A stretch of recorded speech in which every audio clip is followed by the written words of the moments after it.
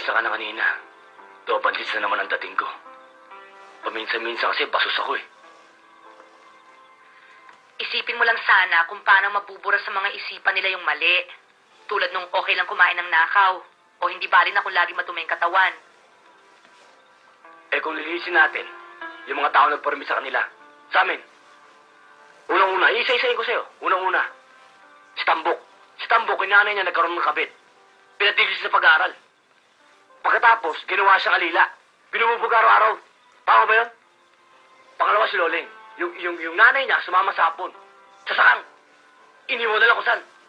Pangatlo, Tersiento, kapapanganak pa lang ha. Kapapanganak. Napulot sa baketa. Napulot si Loling doon. Tama ba yun? Tao ba yun? Okay. Marumi ang mundo, malupit ang tao. Pero tinutulungan mo na rin lang sila.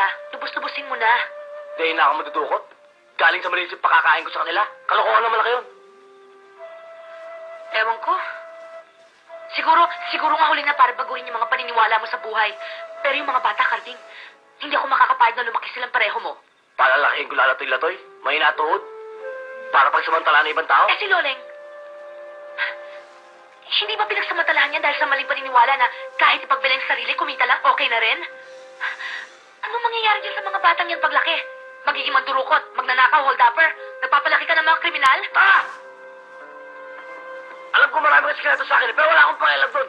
Sa maikling panahon na pagsasama natin dito, ha? Marami na katutunan sa'yo. Yung mga bata, marami rin, eh.